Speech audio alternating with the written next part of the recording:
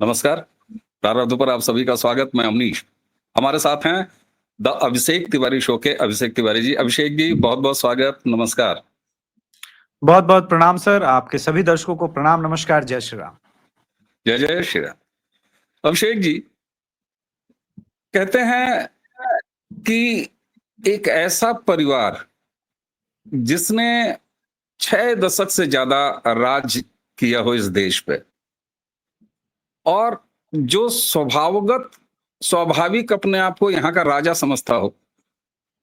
लोग चौंक जाएँगे कि भाई डेमोक्रेसी है, कैसा राजा? होते हैं सब राजा। अगर राजा नहीं होते तो 65 साल एक ही परिवार शासन कैसे कर लेता? छोटे-छोटे मंसूबेदार भी हैं। समाजवादी पार्टी जैसी पार्टियां क्या हैं? मंसूबेदार हैं। आरजेडी जैसी पार्टियां क्या हैं?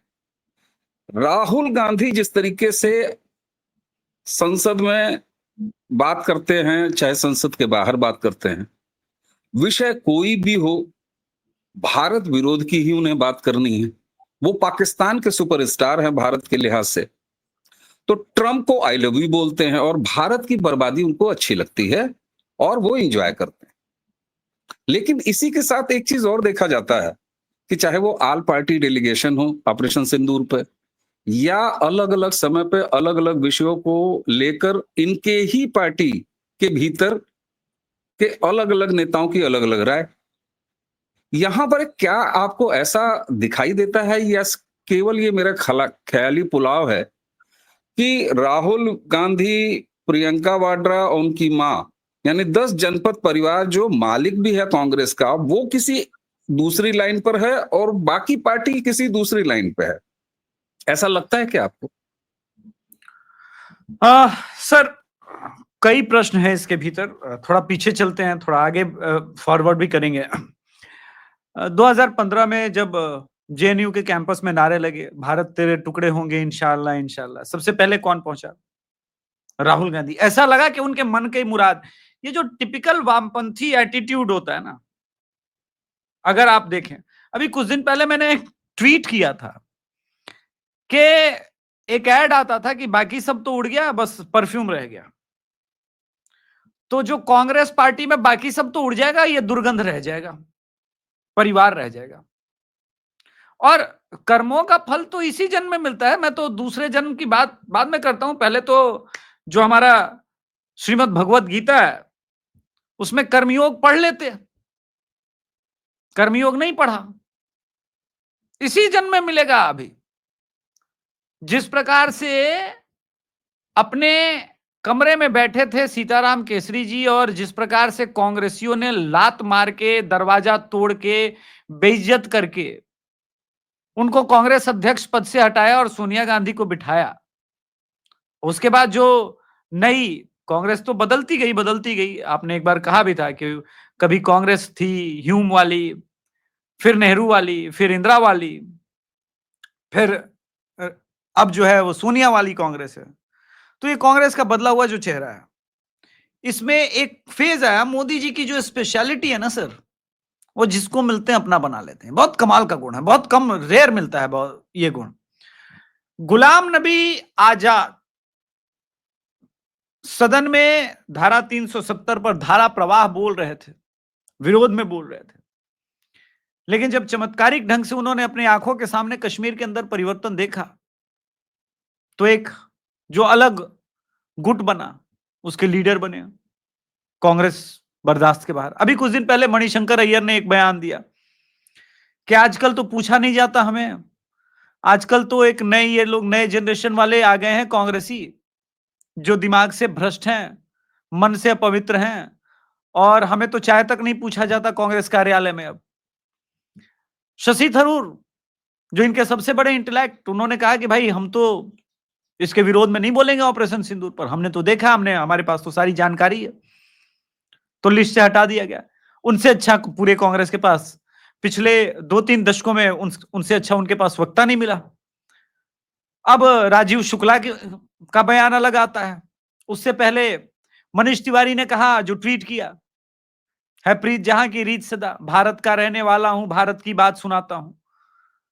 तो कांग्रेस के लाइन को देखिए। अच्छा, कांग्रेस का मैं क्यों कह रहा हूं कि अब कांग्रेस एंटी हिंदू तो थी, इसमें कोई संदेह नहीं है। लेकिन अब वो एंटी इंडिया होते होते एकदम लेफ्ट लीनिंग हो गई। वो मुस्लिम लीग कैसे बनी है? उसको पूरे देश में राहुल गांधी जब संकट में थे 2019 में, तो वायनाड नजर आया। वायनाड क्यों नजर आया? क्योंकि वही वो सीट था जिसपे उनके लोगों ने कहा भाई इससे जिताया जा सकता है अपने बचवा को, बाकी आपका बचवा मानिए ना मानिए जीतेगा नहीं, हो सकता है किसी और जगह से भी हार जाए। वायनाड से अगले 10 15 20 साल तक सुरक्षित रहेगा। इसलिए रहेगा कि वायनाड तक अभी मोदी जी की पहुंच नहीं जा रही है। कल को नहीं जाएगी इस बात की गारंटी नहीं है, लेकिन अभी तो नहीं जा रही है। और जो डेमोग्राफी बदल गया। खैर 2019 का भी रिजल्ट आया, लोगों को पता चल गया कि इसके पास लीडरशिप क्वालिटी नहीं है। धीरे धीरे लोग अलग होने लगे। लेकिन असली खेल 2024 के चुनाव के पहले शुरू हुआ, जब ये राम मंदिर बन के तैयार हो गया, भव्य राम मंदिर। वहां पर कांग्रेस के कई जो हिंदू बच गए थे, जिनकी आत्मा बच गई थी, वहां जो स्टैंड नजर आया इनका, समझ गए कि भाई ये पार्टी वो पार्टी कांग्रेस नहीं है जिसमें सेवा दल वगैरह होती थी। सेवा दल, और आपने वो राजनीतिक दौर देखा होगा सर। मैं 1992 का एक अपने जीवन का वृत्तांत सुनाता हूं। कोई एक आदमी, पहले हमारे घरों में भी प्लास्टर वगैरह का परंपरा नहीं था, अर्ली 90s में किसी तरह जोड़ के घर बना लिया। तो एक आदमी आया और उस पर लिख के गया, गर्व से कहो हम हिंदू हैं। उस वक्त बिहार में आरएसएस का नाम लेवा कम ही लोग थे। मैंने पिताजी से पूछ लिया बातों बातों में, पिताजी हम तो हैं ही हिंदू, तो इसमें ये क्यों लिखा गर्व से कहो हम हिंदू हैं? उन्होंने बोला कि नहीं, तुम्हारी आइडेंटिटी, तुम्हारी पहचान जो है वो हिंदू है और इसमें गर्व होना चाहिए। कॉलेज में गया तो मैंने देखा कि प्राउड मुस्लिम दिखते हैं, प्राउड क्रिश्चियन दिखते हैं, प्राउड हिंदू तो no, I really don't like to do puja and all, you know, my roots are completely different. मैं किसी मंदिर के बाहर जाता हूं तो बस बाहर से ही प्रणाम कर लेता हूं। दैट्स जो युवा अवस्था में कूल डूड एटीट्यूड होता है, वो अगर हिंदुओं में देखें तो कूट कूट के भरी हुई थी। वहीं जो हमारे मुस्लिम फ्रेंड्स है, उनका क्रिटिसिज्म नहीं कर रहा हूं, बहुत अच्छी बात है, वो फ्राइडे के फ्राइडे प्रॉपर नमाज जाते थे। लेकिन अंतर कहां होता था? जब कोई टीका लगा हुआ बच्चा आए तो उसे वो चिढ़ाते थे, या फिर हम खुद भी चिढ़ाने में एक्सपर्ट हो जाते थे। बड़ा पुजारी बन रहा है, पढ़ना लिखना 22.5 पुजारी बनोगे। कालांतर में एक कॉलेज में गुरु मिले, उन्होंने बोला कि अभिषेक, पूजा पाठ करना और अध्ययन ये दो तो अलग अलग विषय है, और अध्ययन के साथ पूजा पाठ अगर योगा करते हो और तुम्हारा मस्तिष्क बेहतर होता है, साधना करते हो जिससे तुम्हारा फोकस होता है और रिजल्ट और बेटर होता है, तो प्रॉब्लम कहां है? इस वाक्य ने जीवन में बदलाव लाया। राहुल गांधी के साथ वाक्य में जो बदलाव लेके आया वो ये था कि अर्नब गोस्वामी इंटरव्यू ले रहा था 2013 में, और पूरी दुनिया ने देखा कि राहुल गांधी कितने इमेच्योर हैं, जिनको दशकों तक चरण चाटुकार मीडिया ने माचो मैन, यंगस्टर, नया युवा चेहरा, भारत का भविष्य कह कह के प्रचारित किया। और विश्वास कीजिए 2008 तक मैं जब इंजीनियरिंग कॉलेज तक था, मुझे भी लगता था इस लड़के में बात है। 2013 में पहली बार अर्नब गोस्वामी ने जब इंटरव्यू लिया, अब वहां से क्या हुआ, इसके ऊपर जो लेबल लगा, मीडिया सतत प्रयास करती रही कि अब मैच्योर हो गए, अब मैच्योर हो गए, अब मैच्योर हो गए। मैं मानता हूं ये मैच्योर होना नहीं होना ये अलग बात है। अपनी लगातार असफलताओं का खींच, चूंकि कॉलेज का मैं सिर्फ इसीलिए आपको बता रहा हूं सर, जो बच्चे असफल होते हैं ना कॉलेज में, वो अलग अलग तरह के बहाने करेंगे। अरे यार एचओडी तो पढ़ाया ही नहीं थे, ये आउट ऑफ द सिलेबस आ गया यार, ये वाला लैब तो किए ही नहीं थे यार, ये सिंगल साइड बैंड क्या होता है यार, हमने तो पढ़ा ही नहीं, हमारे पास तो डबल साइड बैंड पढ़ाया गया, ये टीचर ने गलत पढ़ाया यार, समय कम मिला। समय कम मिला? आपको 100 में पास होने के लिए 35 मार्क्स चाहिए, समय कम मिलता है 3 घंटे। तो राहुल गांधी के साथ जो है वो 3 बंदर हैं सर। थोड़ा टाइम ले रहा हूं, लेकिन समझाना जरूरी है कि इस वक्त देश में क्या चल रहा है। सुप्रिया श्रीनेत, पवन खेड़ा और इंदिरा गांधी जी के डुप्लीकेट, अब तो बाल नहीं रहा, जयराम सर, इन्होंने समझा दिया क्योंकि इनको अपना कैरियर सेट देखना है ना, राहुल गांधी के कैरियर से मतलब नहीं। इन्होंने समझा दिया राहुल तुम नहीं आ रहे हो, ये मोदी सरकार वोट तुम्हारा छीन रही है, इकोनॉमी देख रहे हो बर्बाद हो गई है, कन्विंस ही नहीं कर पा रहे हैं, तुम कन्विंस कर सकते हो। तो अब उस के मन में ये आ गया है कि भाई एक तमिलनाडु तोड़ लो, कर्नाटका तोड़ लो, कुछ भी तोड़ लो, लेकिन पीएम बनना मैं डिजर्व करता हूं। जो हिस्सा तोड़ दूंगा वही भारत बना दूंगा, उसी का भारत नाम रख करके कुर्सी पर ऐसे करके बैठ के वो जो फील होना चाहिए कि राजा का बेटा राजा बनेगा। ये जो पूरा वामपंथी गिरोह है कहता है कि सामंतवादी व्यवस्था के विरुद्ध है। अगर सबसे बड़ी राजा का परिवार इनको कह दिया जाए और ये कहा जाए कि उसके सामंतवादी व्यवस्था को स्टालिन, तेजस्वी यादव, अखिलेश यादव लागू कर रहे हैं, तो क्या मैं गलत हूं सर? मैं गलत हूं सर? नहीं, वो लागू ही कर रहे हैं। और यही पूरी सामंतवादी व्यवस्था जो है आकर के एक, जो आप हमेशा अपने अपने वीडियोस में प्रारंभ पर कहते हैं कि 2014 में सिर्फ राजनीतिक नहीं सांस्कृतिक परिवर्तन हुआ। ये जो मोदी ने सांस्कृतिक परिवर्तन लाया ना, इसका डर है, क्योंकि ये अपने आप में रेवोल्यूशन है। आप कल्पना कीजिए, मैं तिलमिला उठा था जब अजीज बर्नी 26/11 के बाद एनडीटीवी पर बुक लॉन्च हो रही थी। 26/11 में आरएसएस की साजिश, वहां पे दिग्विजय सिंह वगैरह सब थे, उस पर डिबेट शो हो रहे थे। मैं तिलमिला गया था क्योंकि मेरे पास प्लेटफॉर्म नहीं था उस वक्त, और कुछ हुआ करता था, मैंने वहां कम्युनिटी बना के, वहां पे लोग एक दूसरे को स्क्रैप ही भेजते थे, लेकिन मैंने पहली बार पॉलिटिकल पोस्ट किया था वहां पे कम्युनिटी में कि ये जो हिपोक्रेसी है। अब आप सर उस चीज को यहां लेकर के आज फिक्स कीजिए, कोई अंतर नहीं है सर। इन चरण चाटुकार मीडिया में से किसी की हिम्मत कल नहीं हुई जब उसने, देखिए मुझे क्रोध किस बात का है, जिस तंज में उसने कहा ना मुस्कुरा के, don't you know this Indian economy is dead mister Gandhi. In 2014 आपने इक्विटी में 80 लाख डाले और वो 8 करोड़ बन गया, ये डेड इकोनॉमी की पहचान है। राहुल गांधी ने पहली बार देश का सर्वनाश करने का प्रयास नहीं किया है सर, वो कई दिनों से प्रयास में इस देश के लाखों करोड़ों लोगों का पैसा मार्केट में जो फंसा हुआ है डूब जाए। रघुराम राजन से बुलवाया। आपको नहीं लगता रघुराम राजन जी आप इतने बड़े इकोनॉमिस्ट हैं, भारत की इकोनॉमी में ये जो एलआईसी है, ये जो हिंडनबर्ग ने पूरा खुलासा किया है, अडानी में जो पैसे लगे, ये सब एक बबल है और बबल फटेगा तो भारत बर्बाद हो जाएगा। सर हिंडनबर्ग गायब हो गया, लेकिन एलआईसी, एचएल, जब राफेल आया तो इसने कहा एचएल को बर्बाद किया जा रहा है। आज अगर मैं बताऊं दर्शकों, एचएल में अगर आपने 2019 में इन्वेस्ट कर लिया होता ना, अगर आपने 100, मैं कह रहा हूं 100 नहीं, 1000 रुपए पकड़ लीजिए, 1000 रुपए डाले, उस वक्त लगभग शेयर वैल्यू 400 रुपए की थी, आज 3000 के पार है। आप कैलकुलेशन कर लीजिए कि अगर आपने लाख रुपए डाले होते तो आप कहां होते, मात्र 5 सालों के फ्रेम में। इसलिए राहुल गांधी जिस भी शेयर को बोले कि इसके में इन्वेस्ट नहीं करना, उसमें तो पक्का करना है। मैंने अडानी में करके अच्छा खासा प्रॉफिट बनाया। राहुल गांधी पहले दिन से इंडियन इकोनॉमी को डेड कराना चाहता है। उसके वो ऐसा फेल स्टूडेंट है जो अपने फेलियर से परेशान होने के बजाय अपने आगे वाले स्टूडेंट जो बहुत लेबोरियस है, पढ़ा लिखा है, पढ़ाई करता है, उसकी सफलता से इतना कुढ़ा हुआ है कि अब उसके राह में रोड़े बिछा करके वो चाहता है कि फेल करा दे। अरे यार एक रात नहीं पढ़ोगे तो क्या पास नहीं होगे, आओ ना ताश खेलने बैठते हैं। मिले होंगे आप सब कॉलेज में ऐसे लड़के जो आपको आपके लक्ष्य से भटकाएंगे।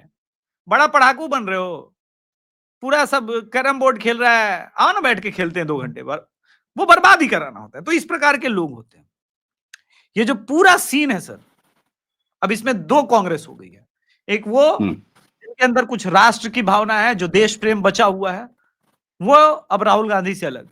आखिर में जो आपके पूरे सार हैं आपके प्रश्न का, राहुल गांधी वो जो बदबू, मैंने कहा बदबू बच जाएंगे और सब बाहर चले आएंगे। हो सकता है आप भविष्य में एक नया कांग्रेस ही देख लें, जो इस प्रकार की चीजें चल रही हैं। जी ठीक। अच्छा, एक चीज और, आप देखिए ऑपरेशन सिंदूर पर मल्टी पार्टी डेलीगेशन जो नरेंद्र मोदी सरकार ने भेजा, उसके नतीजे तो आने शुरू हो गए। नतीजे बहुत पहले से आने शुरू हो गए। ऑपरेशन सिंदूर पर 2 दिन की चर्चा हुई, उसमें सुप्रिया सूले एनसीपी, कहाँ कनिमोझी, कहाँ शशि थरूर, कहाँ बाकी सारे लोग, अरे और तो और ओवैसी साहब, आहा! हमारे बहुत सारे राष्ट्रवादी मित्र कहेंगे नहीं साहब उसकी तारीफ मत करिए। ठीक है साहब, जो जरूरत पर आपके काम आए वही आपका है, बाकी सब मिथ्या है, भ्रम है। और मिथ्या और भ्रम इस देश में एक ही एड्रेस पे पाया जाता है, जिसका मूल पता है 10 जनपद, इसके अलावा कुछ नहीं। अच्छा, राहुल गांधी के आप अंदर देखिएगा, तो जब 2014 में नरेंद्र मोदी की सरकार आई, तो इनको ऐसा लगा और पूरे इकोसिस्टम को ऐसा लगा ठीक है यार 5 साल कट जाएंगे, उसके बाद हम आ जाएंगे।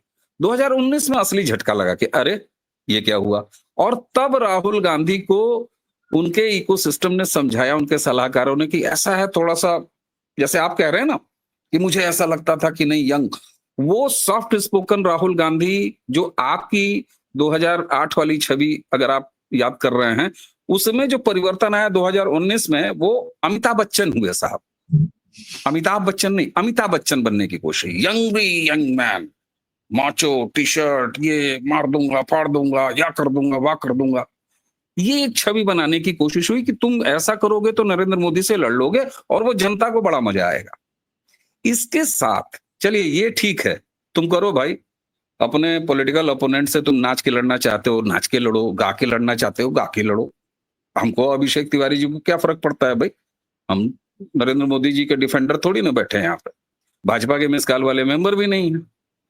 लेकिन उसमें जो भारत विरोध, भारत से नफरत, भारत की बर्बादी देखना, चाहे वो भारत 26 अलग अलग स्टूटों का समूह है यहां तक कहना, और इतिहास वहां छुपा है कि 2004 में जब सरकार आती है, अटल जी की सरकार जाने के बाद, तो सबसे पहला काम इन्हीं कम्युनिस्ट एजेंडे पर, इनकी मांग पर कि हम तुम्हें सपोर्ट तभी करेंगे जब तुम पोटा हटाओगे, क्योंकि मुसलमान सबसे ज्यादा इसमें प्रताड़ित हो रहे हैं।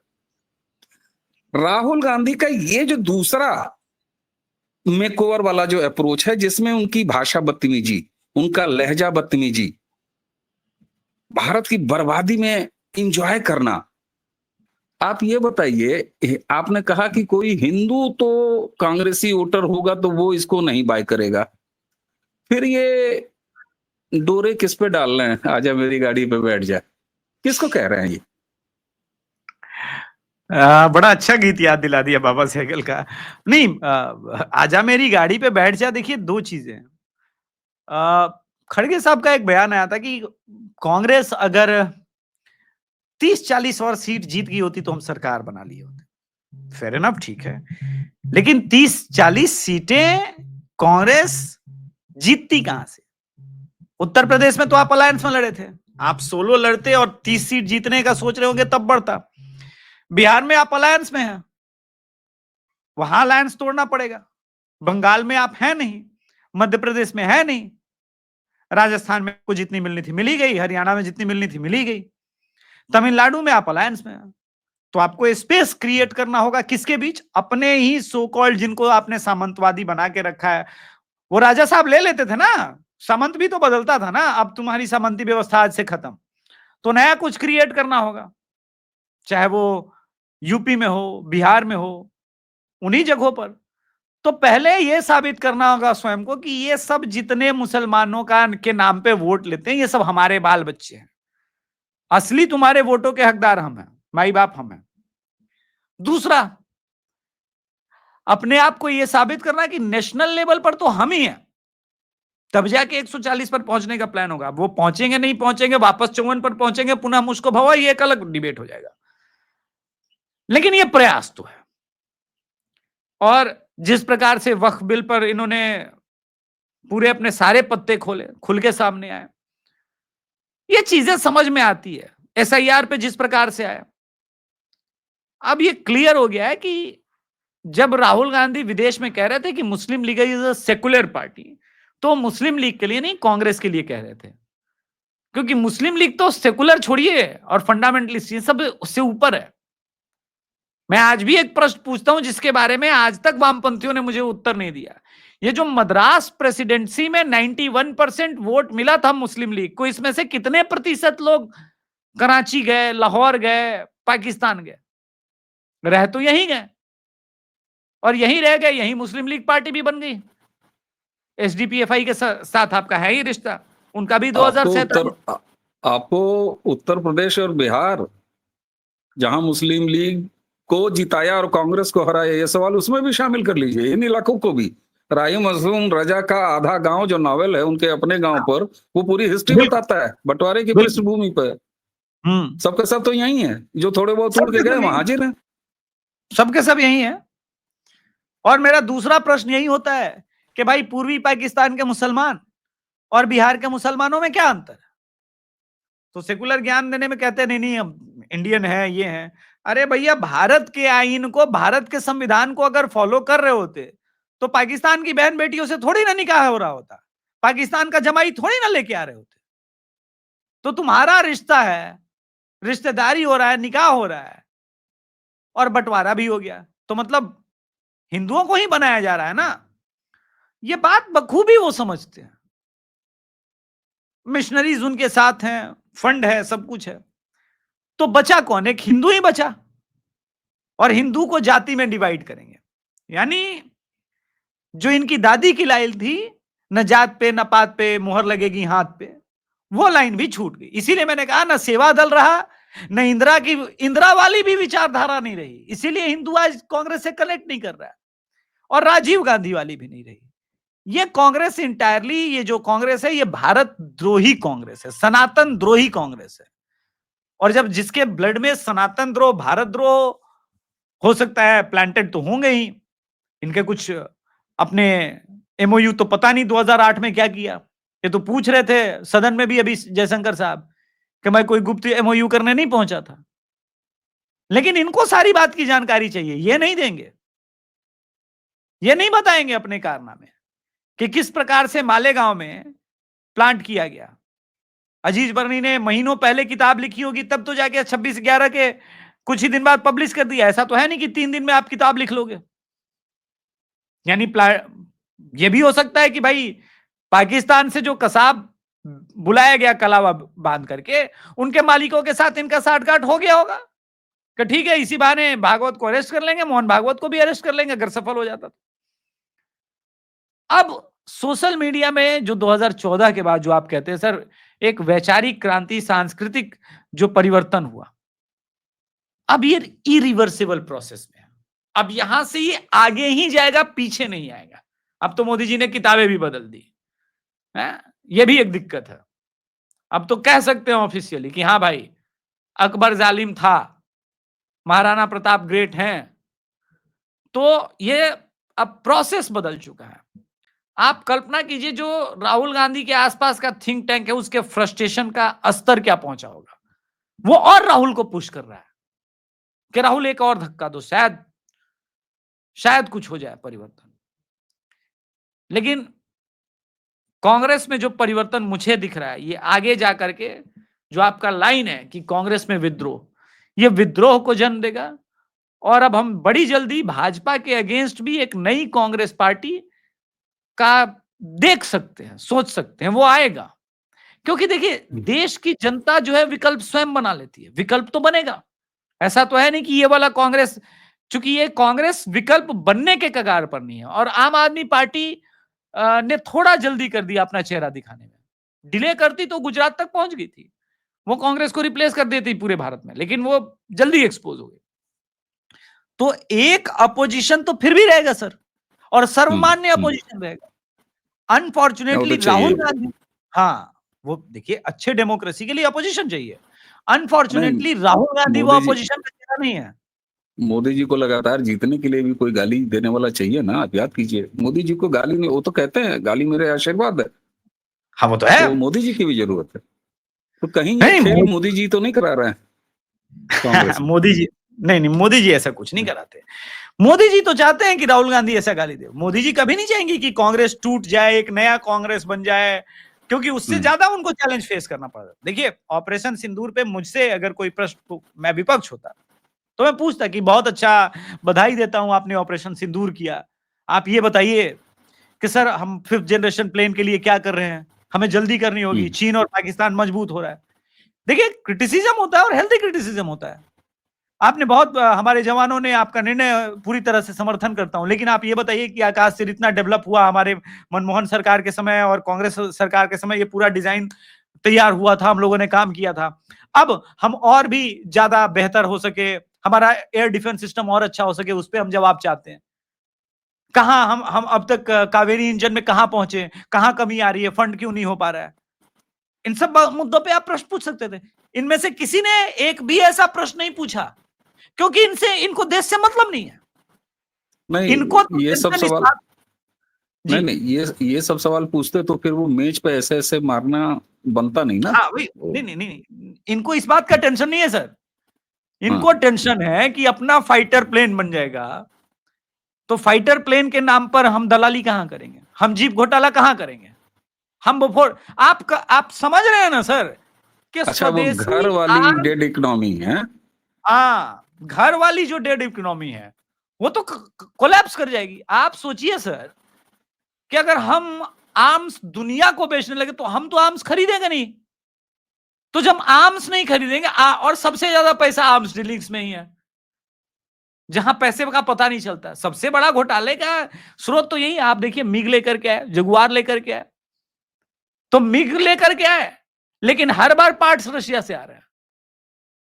तो समझौता ठीक नहीं था, या फिर जो पैसा था आना था वो आया। By the way, plane is damn good, मैं उसके इसमें नहीं आ रहा हूं। जगुआर, मैं दर्शकों को याद दिलाऊं, ये जगुआर 2000 जो है डसॉल्ट एविएशन का, ये भारत के गांधी परिवार का ही देन है। एक्चुअली इंडियन प्लेन की ही कॉपी थी, पूरा कॉपी कैट। ये तेजस से पहले अर्ली 70s में भारत ने एक प्लेन इंडिजिनस बनाना शुरू कर दिया था। कुछ टेक्निकल इश्यूज थे, तो फ्रांस के डसॉल्ट एविएशन के ही लोगों को बुलाया गया, उन्होंने पूरा छाप दिया और वहां जाकर के बना लिया, और वही फिर हमने खरीदा। ये सब कारनामे हैं। फिर कुछ लोग कहेंगे कि आप नेहरू और इस पे क्यों जा रहे हैं, इंदिरा पे, पास्ट पे। क्या करें, पास्ट सीखने के लिए होता है। वो कोई बेवकूफ वामपंथी कह गया कि हम इतिहास से वही सीखते हैं कि कुछ नहीं सीखते। पास्ट सीखने के लिए ही होता है, गलतियों को नहीं दोहराना चाहिए। मोदी वो नहीं कर रहा है, मोदी वो नहीं कर रहा है, तो तकलीफ है।